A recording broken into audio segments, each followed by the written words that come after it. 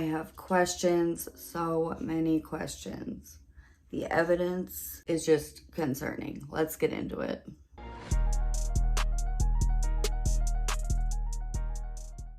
Just by the title, I can already tell this is gonna stress me out. Let's do it. Okay, am I the asshole for considering breaking up with my boyfriend after he spat in her food? I don't really care who the hell it is. If my boyfriend spit in somebody's food, bye. Okay? We don't need all that. That's ridiculous. I, 23 female, have been with my boyfriend, 25 male, for almost a year. Up until this weekend, I genuinely thought he was just immature sometimes. Now I'm questioning everything. On Sunday, my mom invited us over for dinner. She went all out, roast chicken, veggies, homemade gravy, etc. She's always been welcoming to him, even though she thinks he can be a bit cheeky. He must be from the UK. He sometimes makes sarcastic jokes that don't always land, but I've brushed it off as nerves. Anyway, during dinner, my mom made a comment about how he should look into finishing the course he dropped last year. She said it kindly, not in a diggy way. He laughed, but I could tell he was annoyed. After that, he was quiet. When my mom got up to grab dessert, I went to the bathroom. When I came back, I walked into the kitchen and saw him leaning over my mom's plate. Oh no. I'm talking like this because they're from the UK. I'm assuming because she said mom. She hadn't finished yet. Are we serious? He spit in her mother's food at dinner. He came to sit at her table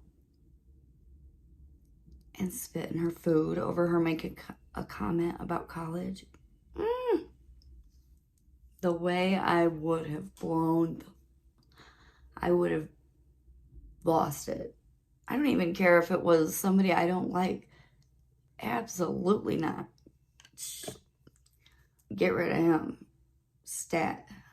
I hope she didn't let her eat it. Did she let her eat it? Let's find out. She said, I asked what he was doing and he jumped back really quickly. I didn't think much of it at first. Okay. She did not. She just saw him leaning over the plate. She didn't see him actually spitting yet. Okay. See, I always jump the gun. Okay, later, after we left, he started ranting in the car about how disrespectful my mom was and about how she thinks she's better than him. I told him she didn't mean anything by it. That's when he said, well, she shouldn't talk if she doesn't want people to do stuff back.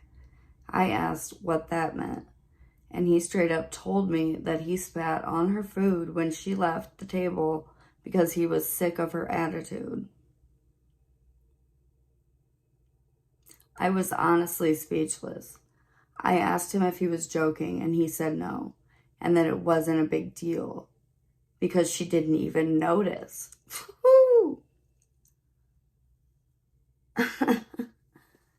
Yeah. I got really upset and told him that was disgusting and childish. It's beyond that, sweetheart. It's beyond that. He then flipped it around and said, I'm taking her side. Hell yeah.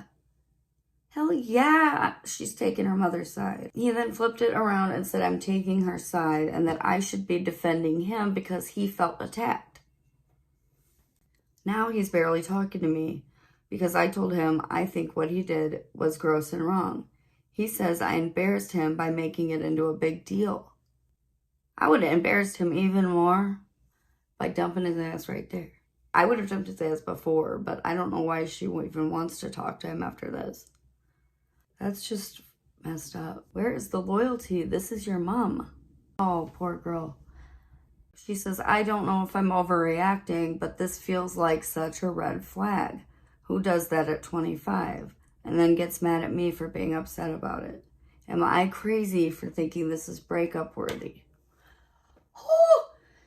So no, immediately no, definitely red flags everywhere, all over this man are red flags. Leave him. That's all the red flags you need. He is not somebody you want. I promise you that. This is breakup worthy for sure. Without a doubt. I don't even need to look at comments. We have added context. We actually lived together. Oh no. We moved in about 6 months ago because it made sense financially, and we'd been together long enough that it felt like the next step. He must have put on one hell of an act. The lease is in both of our names. We split rent, utilities, groceries, the whole adult setup. That's honestly part of why this feels so heavy. If we didn't live together, I feel like it would be a lot easier to just walk away and cool off. But when you share a space, a bed, bills, and routines, it's not as simple as grabbing your stuff and disappearing. I'm scared of what he might think when I try to move out. Sweetheart, you're in a DV relationship. That's what this is. It makes sense why she's questioning leaving, because she is terrified.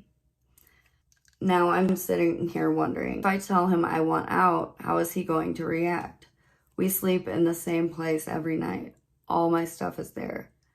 I don't know if I'm overthinking it, but there's this quiet fear in the back of my mind that things could escalate.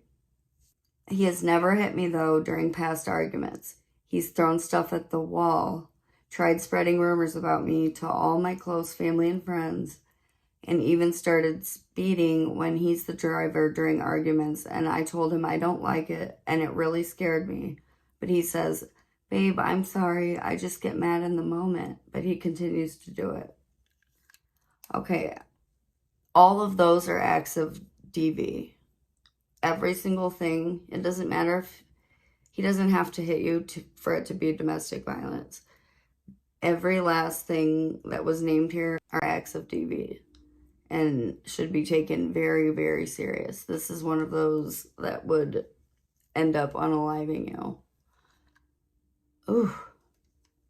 She said, "I'm scared he might even try hurting me if I leave. By looking at his past behavior, who knows what could happen. If you guys got advice on the best way to leave him without him knowing, I'd really appreciate it. Thanks for all of your kind responses." Okay, first, I would gather all of my important documents, paperwork, anything that means anything to you, get it out somewhere safe. I would, if your finances are combined, I would separate your finances. That might be number one. Then you could get a support system. Tell somebody that you trust what's going on, and get people aware of the situation. And then with this kind of person, I would personally, people say it's wrong to break up with somebody not to their face. No, if you feel like he's going to hurt you and he displays all the signs, I would personally wait till he goes to work, have all my stuff gone. By the time he gets home, leave him a letter or whatever, and say you don't want to talk to him anymore, anything. And then I would document everything that has happened in case you want to get a protective order, or if he pulls anything when you're trying to leave. I would have somebody come help you just get all your stuff out while he's gone, and just tell him after the fact once you're already gone and doesn't know where you're at, and go no contact. And then if he messes with you, you take everything you've documented to the police, you get a no contact order, and try not to let him figure out where you're at, and just be vigilant and stay strong. All right, let's see if there's anything in the comments that's good. Yeah, people say run now.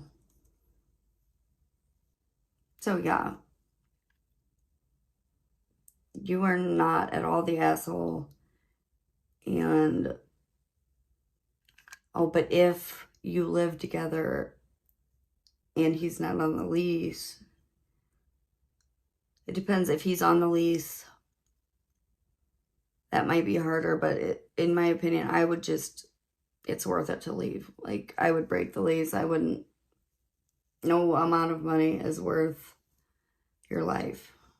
And this guy is life-threatening. And it is most dangerous to leave at the time of the breakup. That's a slippery slope, so just be careful. I have a matter that needs to be reviewed by the moral court today. Let's see. The title is, Am I the asshole for refusing to loan my boyfriend more money? I already want to say, definitely not. More money.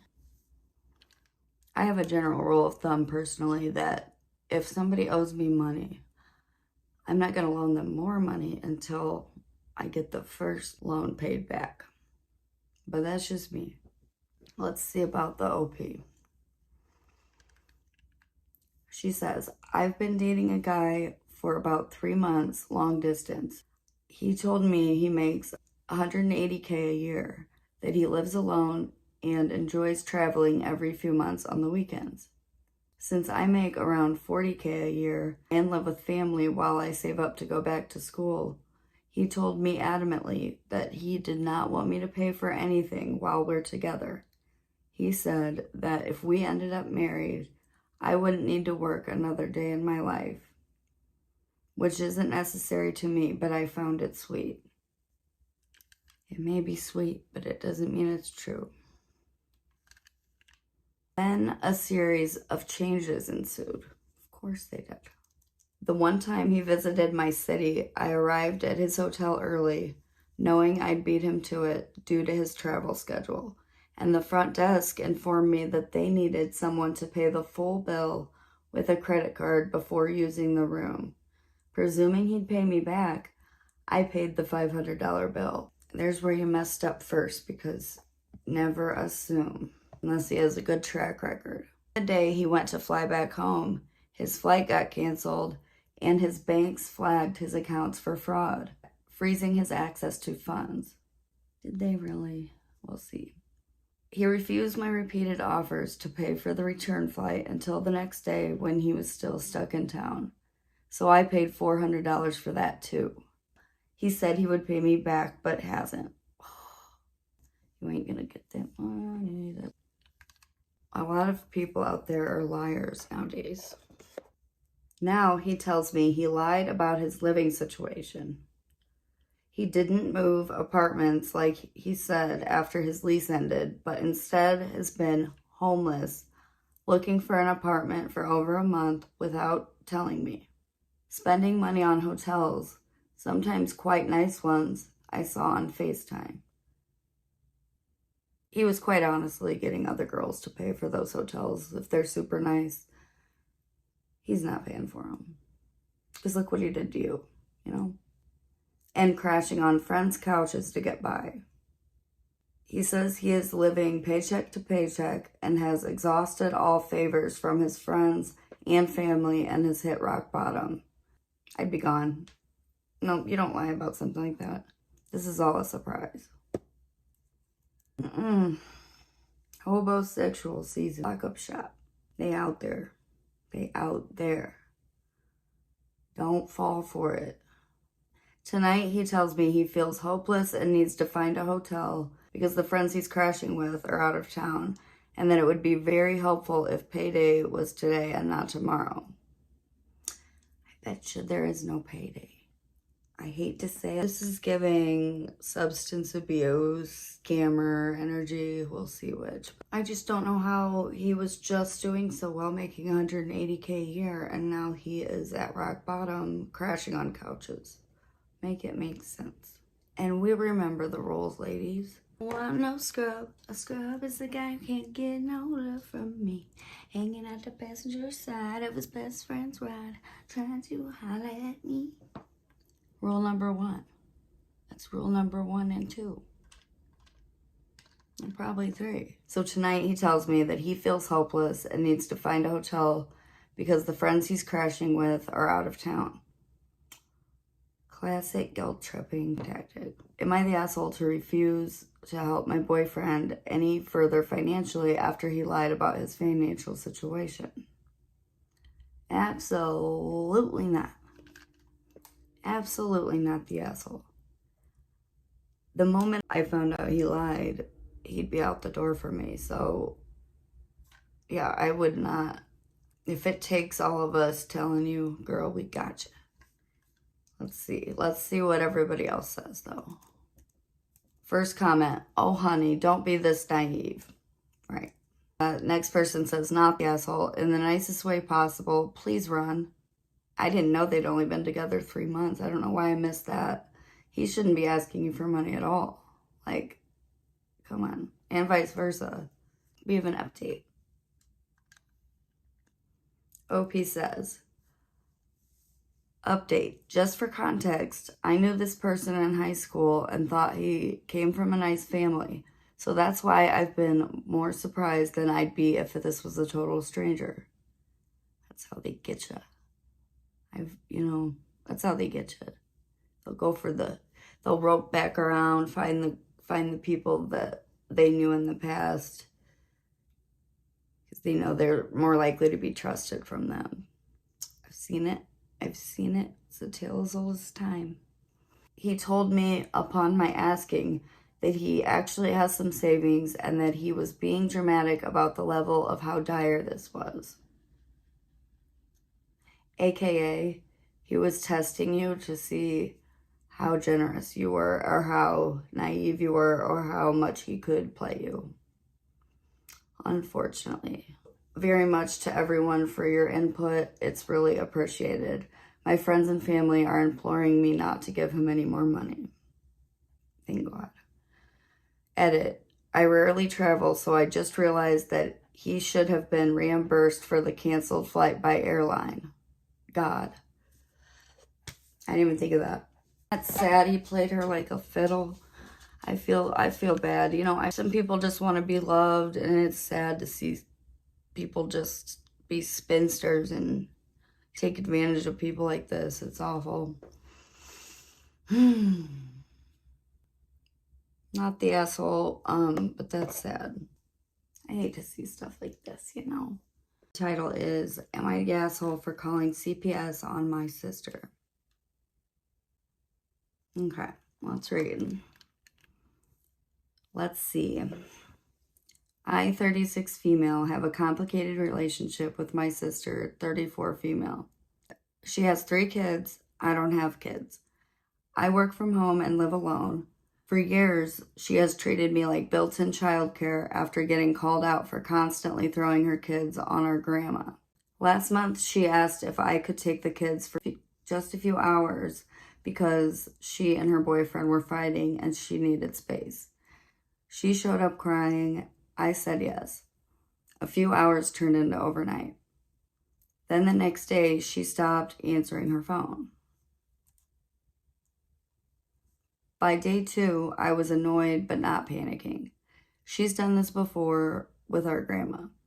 We suspect she is on drugs, but it's just a suspicion. I texted her boyfriend and he said they'd broken up and he hadn't seen her. What the F? On day 3, I dropped the kids off with grandma so I could swing by her house to see if she was there and to pick up some more things for the kiddos and whatnot. Surprise, she was there. I knocked on the door and she answered. We got into it, screaming, yelling, etc.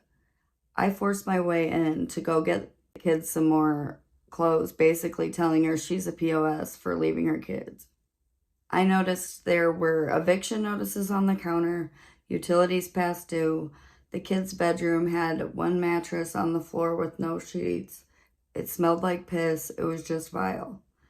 My sister said she was working on it, that she had to throw some mattresses away because my nephew and my niece both pee the bed, and she just needed a break for a bit to figure out how to get the money for it.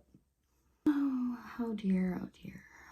I told her we needed to talk about the living situation, but not now because I need to get back to the kids. She got defensive and accused me of snooping, said I was judging her. Being poor doesn't make someone a bad mom. Here's the part that I'm struggling with. I reported her to CPS. I didn't tell her first. I didn't give her a chance to fix it. I just called. I told them about the filth, the smell, the mattresses, the utilities, the eviction notice, The kids being left for 3 days without contact. Now there's an open investigation. She is furious. She told our entire family that I'm trying to steal her kids because I can't have my own. I can, I just don't want them. My grandma says that I should have helped her financially instead of bringing the government into it. My sister says the kids could end up in foster care because of me. Well, they might end up in foster care because of you. Because they're your children. My nephew asked me if he could live with me for just a while because it's quieter and there's always food. That broke me, but I had to give them back to my sister after she threatened to call the cops on me. CPS hasn't removed them yet. They're doing visits, but that's about as much as I know since she won't speak to me anymore. Am I the asshole for reporting her instead of helping her cover it up? I say no, you're not the asshole. If children are involved, you have to do what's right to help them. I mean, these kids are not fed. They don't have utilities. I think it said they don't have mattresses, that it's filthy. That's not proper living conditions for a child. The state CPS comes, those are all the things that they look for. They check for, do the kids have food? Do they have beds? Do they have utilities? Do they have a healthy environment? Since the boyfriend and her are fighting, there's no utilities, all these things. Oh, and she left the kids with her sister without even contacting her. I would say no, not the asshole. If you gave her time to fix it, then that's just putting the kids at more risk, because if she has substance abuse issues, CPS will help her get into programs and whatnot to help her get back into being a fit parent. But it's a sad situation. I mean, I understand nobody wants the kids in foster care, but hopefully they can stay with family. And hopefully, ultimately, it would be nice if the mother could just get treatment and not lose her children and just get back into the swing of things. But yeah, I do agree the CPS should keep an eye on it. But yeah, with children, if you see something, say something. And it sucks to have to do that to a family member, but they did it to themselves, and you got to help the children over everything.